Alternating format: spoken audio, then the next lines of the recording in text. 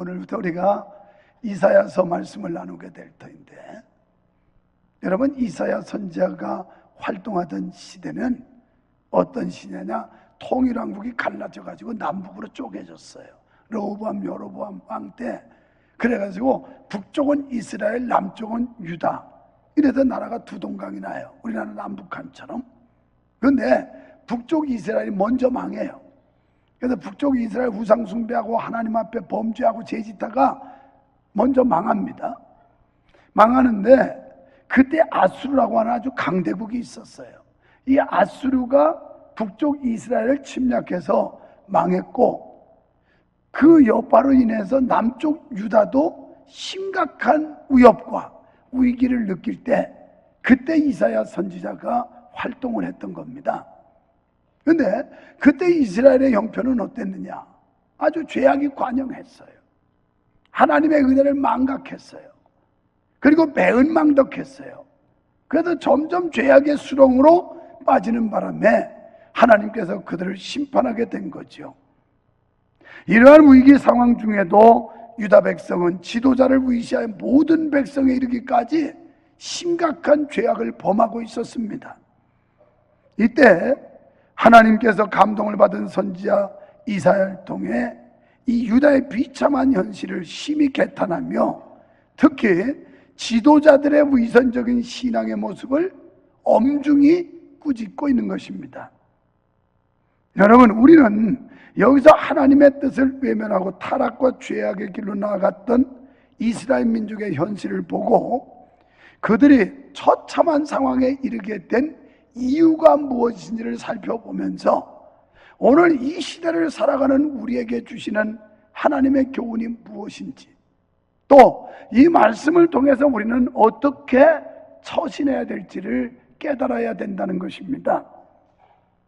자, 이들이 타락했는데 타락의 원인이 무엇이냐? 첫째는 하나님의 사랑을 외면했기 때문이라는 겁니다. 여러분, 이스라엘 민족은 하나님께서 특별히 사랑한 민족이었고 하나님이 편애한 민족이었어요.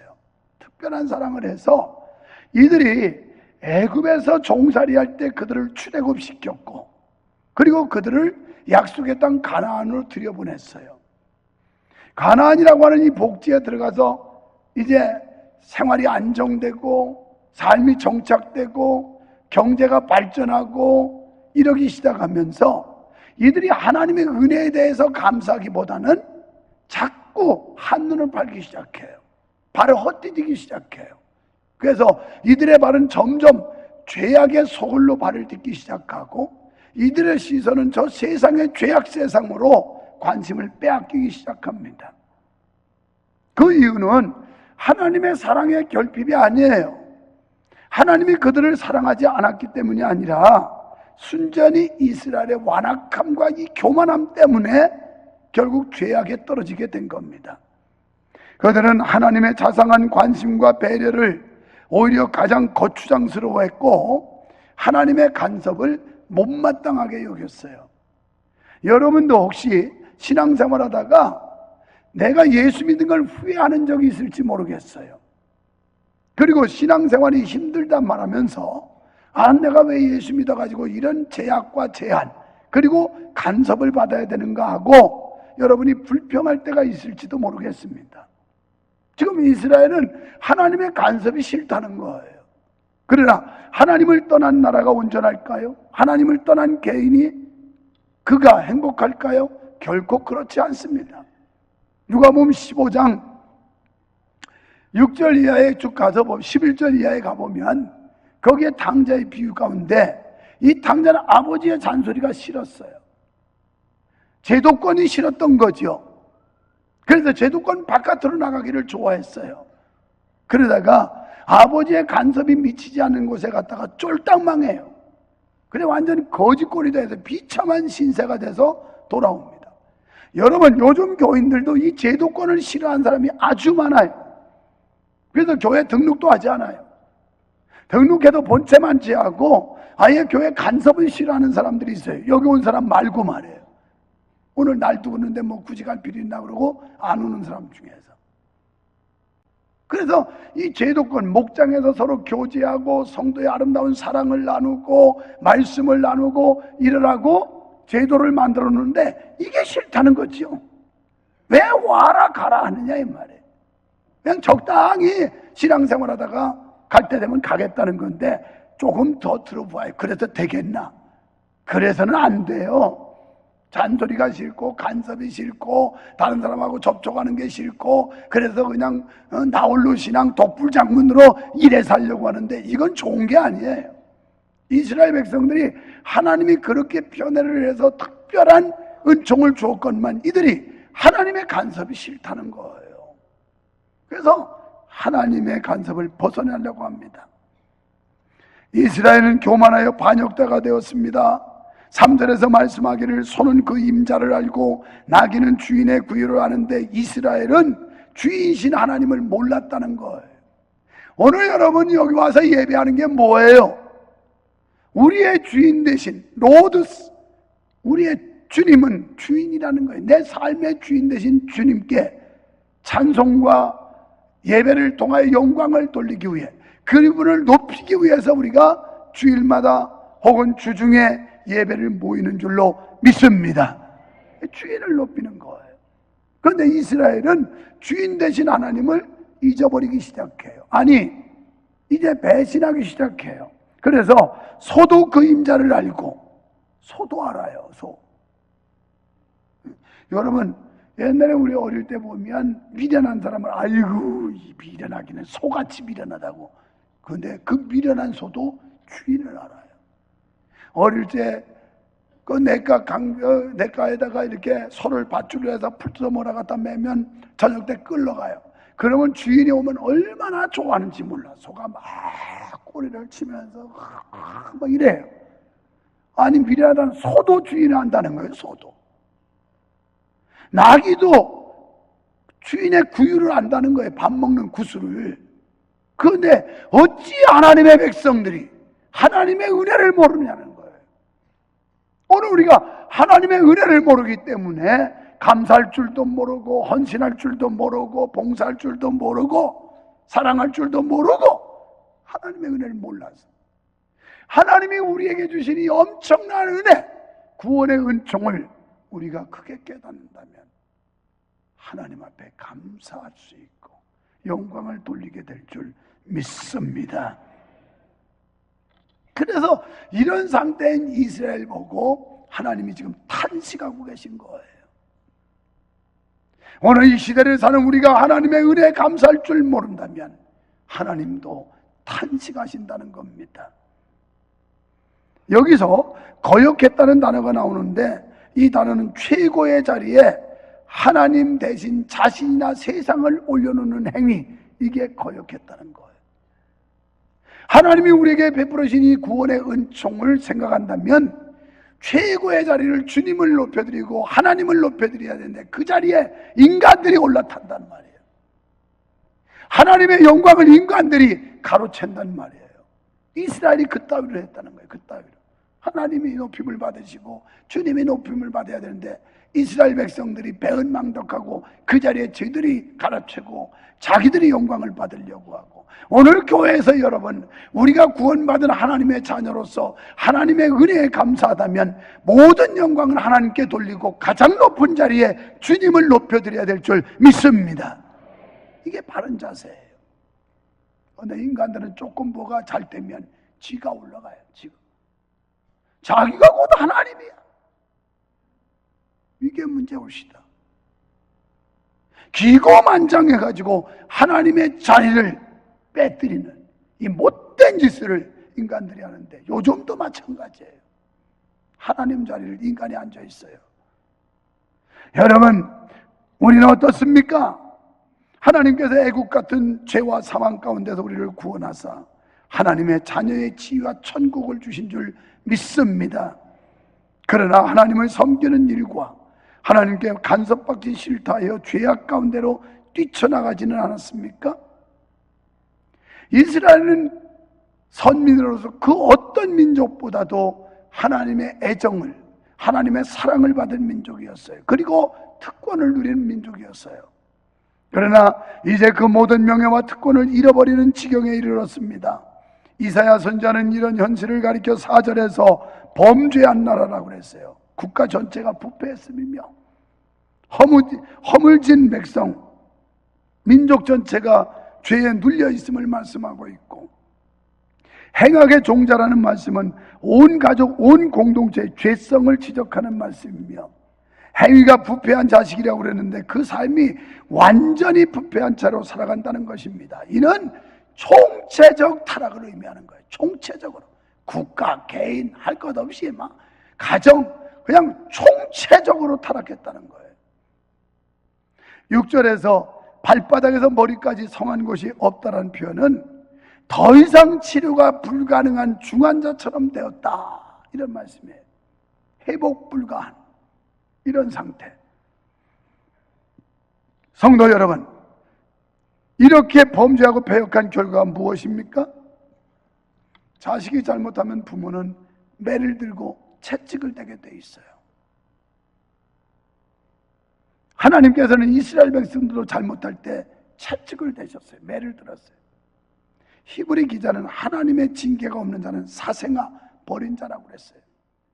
제멋대로 잘못하는데도, 악에 빠져 범죄하는데도 내버려두면 그건 하나님이 버린 자식이라는 거예요. 잘못하면 매를 따끔하게 맞아야 돼요. 맞아야 돼요. 어떤 매인지는 몰라요. 질병에 맬지, 또는 물질에 맬지, 아니면 자녀를 통해 매를 때리지, 그 회초리가 어떤 회초리인지는 모르지만 잘못하면 맞아야 된다는 거예요. 잘못하면. 5절에서 너희가 어찌하여 매를 더 맞으려고 더욱 패역하느냐. 여기서 하나님이 때리시는 매가 어떻게 나타났어요? 땅이 흉년이 드는 것과 소돔과 고모라처럼 심판을 받게 되는 겁니다. 실로 이스라엘은 수많은 범죄를 저질렀는데 그때마다 그들을 돌이키시라는 하나님의 사랑의 채찍이 가해졌습니다. 상처가 채 아물기도 전에 또 징계를 받은 적이 한두 번이 아니었기 때문에 이스라엘은 그야말로 만신창이가 되었어요. 나중에는 포로로 잡혀가요. 못된 짓 하다가. 사랑하는 성도 여러분, 지금 우리가 살고 있는 세상과 나라가 이런 것 같습니다. 이 시대가 그래요. 하나님의 은총으로 잘 살게 된 이 나라, 개인, 그런데 온갖 악행으로 하나님 앞에서 점점 멀어져 가고 있어요.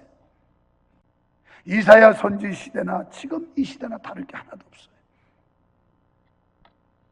정치, 문화, 교육 등 모든 것이 여호와 하나님을 배반하고 대적하는 행위를 하고 있습니다. 오늘 7절의 말씀처럼 너희 땅은 황무하였고 너희 성읍들은 불에 탔고 너희 토지는 너희 목전에 이방인에게 삼키었으며 이방인에 파괴된 것이 황무하였고, 지금 나라나 개인의 경제가 점점 더 추락해가고 있습니다. 이게 우리가 느끼지 못하는 사이에 이 나라 경제, 개인의 경제가 점점 추락해가고 있어요. 이런 거 몰라요? 잘 왔어요. 교회 와야 이런 설교라도 듣지 어디 가서 듣겠어요. 자, 두 번째, 형식적이고 인간적인 신앙을 버려야 돼요. 우리가 타락하자면 이 형식적이고 인간적인 신앙. 이스라엘 백성들이 심각한 상황에 몰리게 된 건 뭘까요? 경제적 빈곤이나 정치, 사회적 불안정 때문이 아닙니다. 이스라엘의 신앙이 철저히 변질됐기 때문에 그래요. 오늘 우리의 신앙이 다 변질됐어요. 형식에 치우친 믿음, 외식하는 신앙. 그들은 누구보다도 하나님을 잘 알았습니다. 율법의 교훈도 잘 알고 있었어요. 그리고 종교적 열심 역시 타의 추종을 불허할 만큼 탁월했습니다. 하지만 그들의 행위가 진심에서 우러나온 게 아니고 형식과 가식에서 나온 거예요. 여러분이 지금 뻔지르르하게 앉아서 예배하는 것 같지만 이 예배가 형식과 가식에 멈춘다면 하나님께서 이런 예배 안 받는다는 거예요. 이스라엘은 신앙이 있다고 하면서도 형식주의에 사로잡혀 있었고 경건의 모양은 있었지만 능력은 부인하는 자들이었습니다. 그래서 하나님께서 그들의 기도를 듣지 않으시겠다고 그랬어요. 하나님께서는 형식적이고 외식적인 그런 예배를 받지 않으십니다. 그러니까 진실이 없는 예배는 안 받으신다는 거예요. 그러므로 그들의 예배는 헛수고일 수밖에 없어요. 그냥 왔다 갔다 하는 헛수고예요. 그들이 절기를 지키고 제물을 많이 바쳐도 피 묻은 손으로 드린 더러운 것이기 때문에 하나님께서 받으실 수 없었습니다. 하나님께서는 가난하셔서 제물을 받는 게 아닙니다. 하나님은 우리 마음을 받으시는 거예요. 여러분 예배 때 여러분의 심령의 옥합을 깨뜨리시기를 축원합니다. 하나님이 받으심직한 예배자가 되시기를 주의 이름으로 축원합니다. 11절에 보니까 무수한 제물을 드리지만 받지 않는다. 화려한 의식, 형식 그런 따위를 하나님이 원하지 않는다는 거예요. 거창하게 굉장하게 하나님 앞에 드린다고 하나님이 받는 게 아니라는 거예요. 12절에 보니까 마당만 밟을 뿐이니라. 몸은 와 있는데 마음은 오지 않은 상태. 이런 이 가짜 예배, 위선적인 예배, 이게 오늘 우리들 아닐까요? 그냥 일주일에 주일 되면 한번 갔다 와야 되니까 체면상 또 마음이 좀 부담스러우니까 한번 갔다 오자. 마당만 밟고 다니는 거예요. 마당만. 하나님께 예배자로 쓰는 게 아니라 교회 마당만 밟고 돌아다니는 이런 교인들이 얼마나 많은지 몰라요. 이 안에 빼고 말이에요. 여기 있다고 그러면 또 기분 나빠할 테니까. 그래도 있어요. 13, 14절에 보니까 그러니까 받지 않으시겠다고 말씀합니다. 아무리 거창하고 엄청난 제사를 드려도 안 받겠다. 15절에는 손을 펴도 눈을 가리고 많이 기도해도 돼요. 예배 보지도 않고 기도해도 듣지도 않겠다는 거예요. 하나님이 눈 가리고 보기 싫다는 거예요. 보기 싫다는. 그럼 이 예배가 무슨 의미가 있어요?